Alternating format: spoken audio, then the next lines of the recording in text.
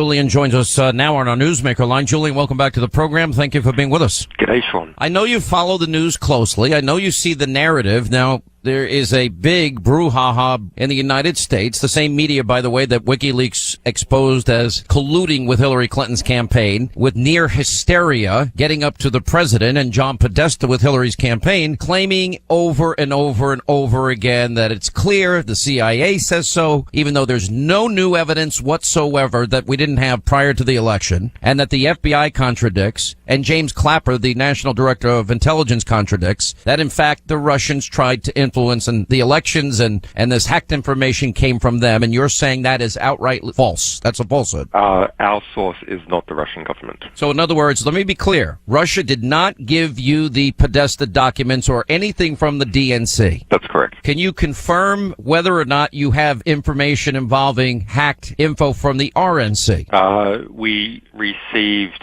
about 3 pages of information to do with the RNC and Trump, but it was already public somewhere else. Okay, so in other words, there was nothing significant. There was nothing comparable to what happened. So what Reince Priebus said on NBC to Chuck Todd this weekend was true, and NBC had it wrong. Well, as far as we're aware of. As far as you're aware of. Yeah. Now, the CIA supposedly says the Russians definitely tried to influence the U.S. election. What is your thoughts on that?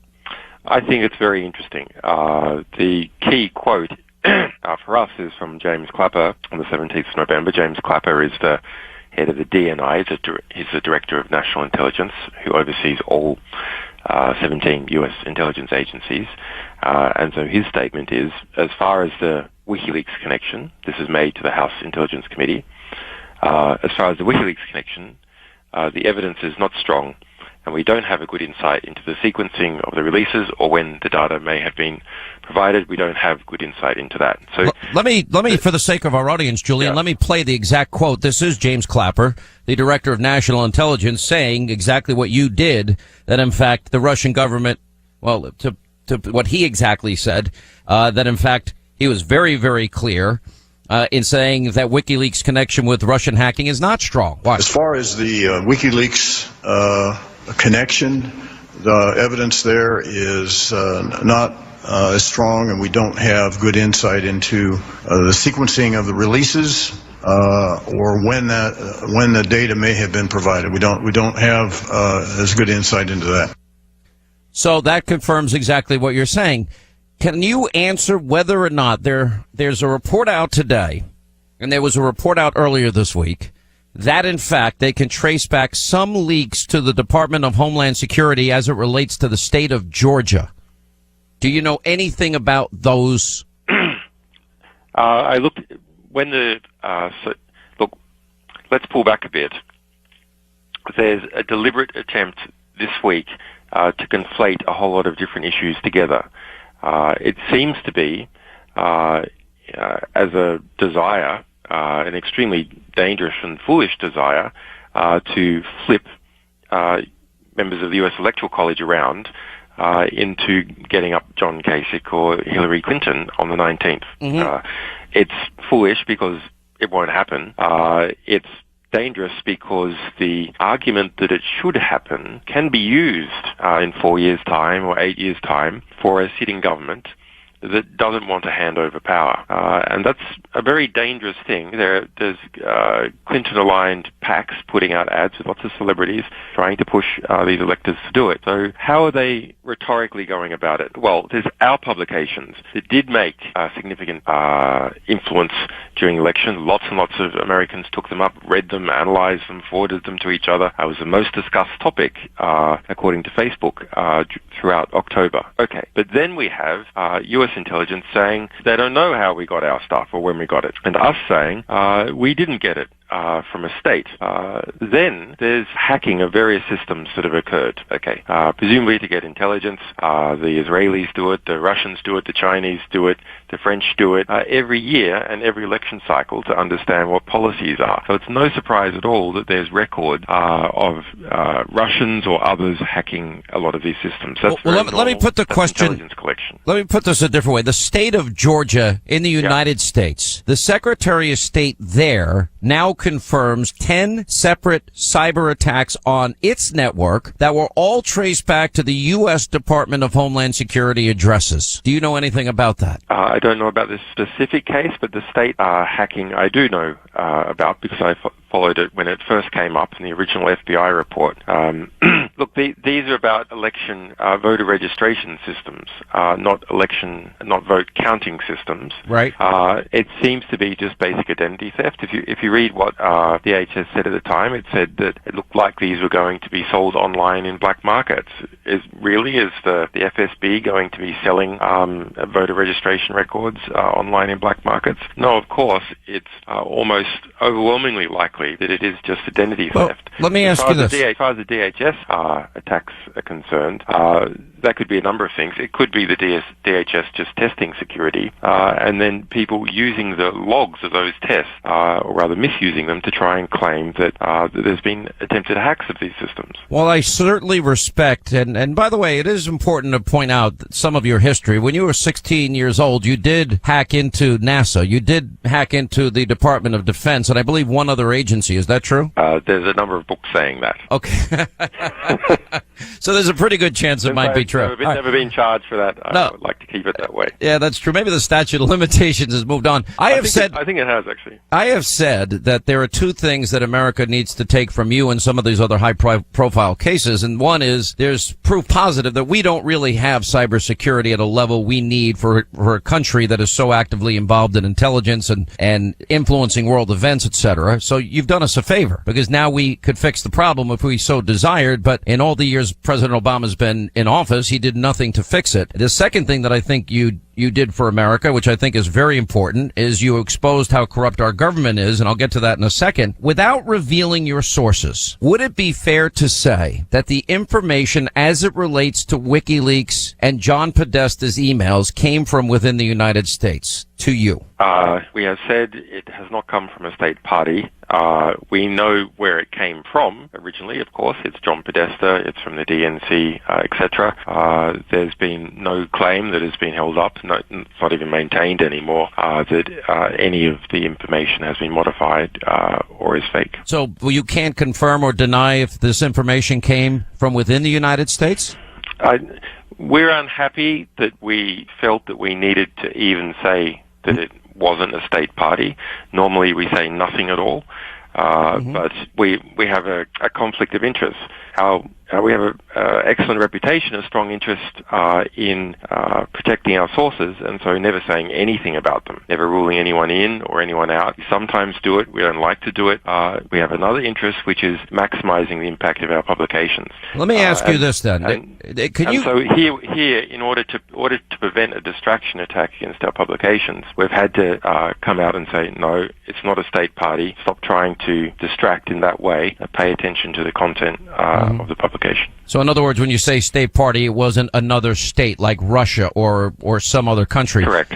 Let me ask you about WikiLeaks, and I think this could shake up the political world. Is it true, an email sent in July of this year that you have that describes how funds could be diverted from the Clinton campaign to the super PACs of Jeb Bush, Carly Fiorina, and John Kasich, specifically document number 1078645, and it reads, JBCFJK PACs will be noticeably silent for the rest of the campaign. Each will receive a significant allowance from advertising budget. HRC, Hillary is in the loop and talked to all three personally, eyes only. Is that a legitimate? I don't have that in front of me. We have published nearly 100,000 documents. So, I mean, I have seen references to things like that. I don't recall seeing an eyes only phrase. Do you recall any quid pro quo as it relates to Senator Lindsey Graham that he would get some assistance merely, in other words, when he ran for re-election for the Senate, I believe in 2020?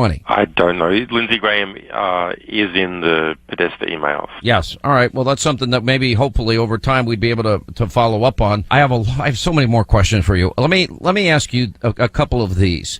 do you think the president knows, as you do, that the source was not Russia for WikiLeaks? And I think it's important to point out that for over 10 years, WikiLeaks has never been proven wrong, not one single time. Do you believe the president is purposefully advancing this for political purposes to delegitimize Donald Trump? Yes. It's clear if you look at the statements by James Clapper. He also made an earlier statement that the U.S. intelligence is not aware of when we received material or how. So it's pretty clear that he must be getting those briefings as well if the public is getting them.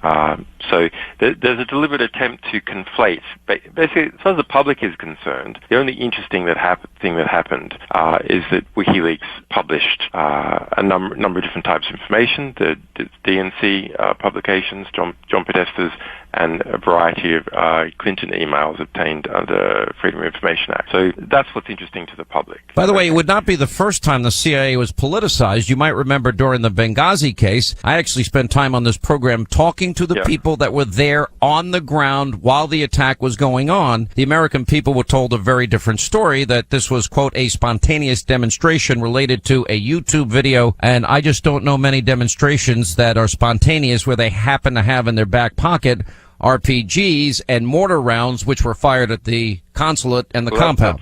That's false. And our publications show that Hillary Clinton knew it's false. There's a letter from Hillary Clinton to Chelsea Clinton. Yes. Chelsea Clinton uses an assumed name, Diane Reynolds, and that's the day of or the day after the attack, where she says, in fact, it was a well, my point was, though, group. The CIA advanced that false story that it was a spontaneous demonstration when we now know it was a terrorist attack. And they advanced it through the CIA in Langley. There were some people there that were playing politics at the CIA, advancing a false narrative, a story that we know is false. All right, Julian, if you can, just stay right there. We'll come back. We'll continue more with Julian Assange and his insight as the founder and director of WikiLeaks, and more as the Sean Hannity Show continues. As we continue our interview with WikiLeaks founder and director, Julian Assange. Let me ask you this. You never thought Donald Trump would win. Why?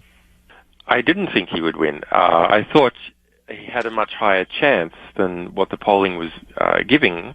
I had gone through Brexit, and there's a very similar case in Brexit where you had a new nationalist feeling in the country and disenfranchisement with existing elites. But there was polling, a number of professional pollsters coming up to Brexit, and they got it wrong because people misled the pollsters in two different ways. And to be frank, some of the pollsters also wanted to be misled. But so those people who were going to vote against Brexit said that they were going to vote for it, and those people who were going to vote for it said they're going to vote against it. And the same thing happened, it seems, in the case of Donald Trump's election. So why is that? There was intense pressure in the United States from the mainstream media to make people feel ashamed of wanting to vote for Donald Trump, and to make them feel like that they had to vote for Hillary Clinton even though they didn't want to. And actually, I think it's this second case of Hillary Clinton supporters falsely telling pollsters that they would vote for her and then not doing it that made a difference in the election. So I had assumed that these pollsters had seen the Brexit situation and had taken that into account. They said that they had taken it into account, and that was not true. Now, very interestingly, I think that if the polling had been accurate, Donald Trump wouldn't have won. Interesting. Now, why do I say that? Well, Hillary Clinton's campaign outspent Donald Trump by almost 2-1. If the polling had been accurate, bankers and other cashed-up interests would have given Hillary Clinton, another $5 billion, and she would have blasted that in advertising everywhere. But they didn't give her all that money because they didn't perceive that there was a need to, because she seemed that she was 4 or 5 points ahead in the polls. So they got fooled by the polling, and therefore didn't spend the amount of money that they needed to on their campaign, and didn't recruit other resources, so, recruit even more mainstream media resources to beat up Trump and to defend Clinton, because they didn't think there was a need to. Let me ask you, you remember when the New York Times was going full throttle with the story about Donald Trump's taxes, which was stolen information at the time, and everybody in the media thought it was fair and it was legitimate coverage, and how they got a hold of it was not an issue in any way. You view yourself and you view WikiLeaks the same way. You view yourself as a journalist. Information came to you, and you disseminated that information because you felt the public had a right to know. What is the difference between what you and WikiLeaks have done versus what the New York Times and CNN does when they publish Donald Trump's taxes that were received illegally or received? There is a difference. Our stuff has more impact. Well, that's a good. Okay, I touche. I can't disagree with that. Very good point. But in other words, you do view WikiLeaks. One of the things in the conversations that I've had with you both on radio and TV is how important it is for you to maintain a perfect record and not get anything wrong in terms of the information that you acquire, that you release. You want it to be right, and so far you've been right every time. So far we've been right since we were founded a decade ago. Yeah, it's a very valuable thing to have that perfect record. It's also a curse because we have to work so hard to keep it. Understood. And my big fear 10 years ago, which you and I discussed the last time you were on my radio show, when I wanted you arrested, I said, because I felt you would release potential information that would result in methods and people potentially dying, because there is so much in terms of covert operations, people working undercover. You purposely choose not to publish that information, correct? Well, yes. If you're talking about Afghanistan, there were 15,000 documents that we didn't release in the. Because you thought people's lives would be in jeopardy immediately. No, but we thought that there was a reasonable possibility, so that we wanted to study the issue further. So we didn't think that people's lives would definitely be in jeopardy, but we weren't sure, so we wanted to hold things back till we understood it. Yeah. All right. I have a lot more questions for you. Let me ask you a few of these, because I think this is very important for our audience to fully, completely grasp and to understand. So you only had 3 pages on the RNC. Do you think the media in the U.S. is trying to scapegoat you, and what message do you have for them? They're increasingly not very important. So true. I think Trump has even made this statement. I mean, they're a paper tiger in this election, and the new publications on the internet, one can get pretty directly to the people. So this old press are less important, and the degree of bias they've been showing during the electoral process, and it has come from both sides, but I suppose particularly the liberal press. Readers see that. They feel it. They don't like being lectured to or told what to do, and they rebel against it. I think this is the other reason why Trump won that no one's speaking about, which is that kind of hectoring from the liberal media in the United States, and the type of advertising that Hillary Clinton was putting out really turned people off, because it seemed like those people who already had a lot of social power were telling you what to do. And so you wanted to do the opposite. How easy, from your assessment, as somebody that has been involved in this most of his adult life now, how secure, if you were to give a grade of 1 to 10, 10 being the most secure, how secure is America's agencies, American government, America's secrets? Everything is almost completely insecure now. The computer systems have become so complex that it is not possible to understand all the parts, let alone secure them. It is just impossible. So, and that goes for individuals as well as the government? It goes for all of us, yeah. Yeah. Do you think there could be a separate operation within the Russian government, separate and apart from the information you have at WikiLeaks? Okay, so this is interesting. There's a conflation between the three things. WikiLeaks publications, and I've told you what James Clapper says about them, that they can't see how the Russians transfer them to us, etc. That had the impact everyone's talking about. Alleged hacks of the U.S. voting system. You just mentioned the DHS, for example, and other publications appearing on the internet that basically almost no one has heard of, that didn't have any impact in the election. In fact, might have had the opposite impact. So in this last category, there's a site called DC Leaks and a WordPress site run by a guy calling himself Guccifer 2. Now, who are behind these, we don't know. Do you know these people? And there was a couple of publications also by The Hill and by Gawker and The Smoking Gun that claimed that their documents came from, I think, from Guccifer, maybe this DC Leaks. So those look very much like that they're the Russians, but in some ways they seem very amateur, and they look too much like it.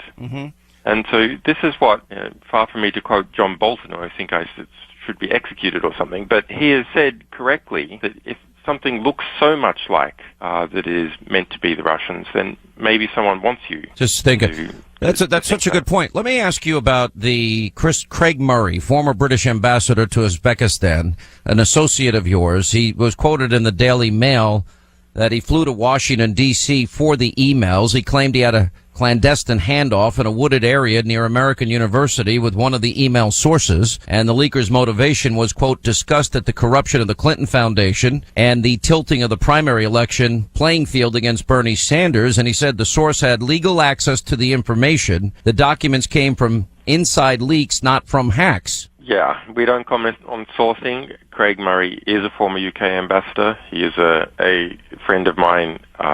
He is not authorized to speak on behalf of WikiLeaks. Are you angry that he gave this interview? I just don't want to go anywhere near that. Okay, that's fine. But can I ask the question in a roundabout way without being annoying? I'm not trying to be annoying here. Is it much more likely that would have happened versus the Russians? I don't want to be drawn on this. Okay. We have to protect our sources. Understood. So I can't be drawn on it. Okay, when were you first alerted that someone had hacked these documents of Podesta? That's an interesting question. Trying to cast my mind back. They took a while to prepare. So did the DNC leaks. So did other publications. It's quite a lot of work, verifying them, formatting them, indexing them, understanding them. But for the same reason of making it hard for authorities to track when our sources have communicated with us, we don't like to mention precisely when we've obtained things. Yeah. So there really is no evidence at all, and everyone's saying that the Russians has done this. Let me ask you whether you know in the Manning case. Yeah. Was that a Russian attempt at undermining the Bush presidency with, war logs giving liberals what they needed to erode in terms of the GOP and support and pave maybe the way for Barack Obama to win an election? Well, we're such sticklers for this kind of thing. We've never said that Chelsea Manning is one of our sources. At trial, they have said that they are. But even if someone is arrested and convicted, and even if they were to plead guilty, we still don't say whether they're one of our sources or not, because someone in such a situation is under some kind of form of duress. Let me ask you one last question for those, especially in the media, that will pick up. There were no allegations at his trial that he was working for the Russians. Let me ask you a question about your motivation, because in a private conversation we once had, without divulging the nature of that conversation, you said to me, I am a journalist. I get information that you think the public needs to know. You said to me you have no interest in information about private citizens, for example. Yes. And that you think what you have discovered exposes, for example, I think if there were any good reporters in America, they would have taken the WikiLeaks information that I put up on a TV screen every night and I read on my radio program on 550 stations every day, and they would have taken the issue of how corrupt our media is, how corrupt the Clintons were, and they would have made this would have been a case bigger than Watergate. But for whatever reason, they've gone into this mode where they don't claim you're a journalist, that you're a traitor, and that divulging this information was only political. but I do believe if it was a Republican, they would have been singing your praises day and night. What do you want Americans to know about what your motives are? Well, WikiLeaks has been going for 10 years. We specialize in obtaining information which has been suppressed from the public that is of political or historical importance, understanding it, analyzing it, publishing it, protecting our sources, encouraging interaction with the public. And that educates everyone, and they can decide how they want to live their lives accordingly. And we've won a lot of awards for that, a lot of journalism awards. I've won the equivalent of the Pulitzer Prize in my own country, Australia, the Walkley Award. Sure. Other journalists have won the top journalism prize in their country three times, in the case of Kristen Frapson. So we're pretty good at this. We have a perfect record. No, I think you're pretty good. We have a pretty big impact, as you will have seen. I think you had a huge impact on this election, and it angers Democrats. Would you have published the same thing if it was about Donald Trump? Absolutely. Yeah, no problem doing that. And presume, if Donald Trump makes a lot of enemies on the inside in his time in office, then he could well face the same thing in 4 years' time. By the way, that is the best indication that this did not come from the Russians. I don't think you meant to say that. But listen, Julian, I do appreciate your time. I do think you had an impact, but I do think we got to see a glimpse of how corrupt the nature, the institutions of American government and our political system are. It's actually frightening to me. It is frightening. I think I love our publications. They're so rich, and you can get a very direct understanding of the power networks that exist in DC and with the media and so on. At the same time, yes, they're disturbing. But once you know what's going on, then you can do something about it. And that was my argument about why I think America owes you a debt of gratitude for that and for the exposing that we have no cybersecurity. Julian, I've taken way too much of your time. Thank you so much for being with us. We really appreciate it. We hope you'll come on TV soon. Thanks, Sean. Bye-bye. Take care. 800-941-SEAN, our toll-free telephone number.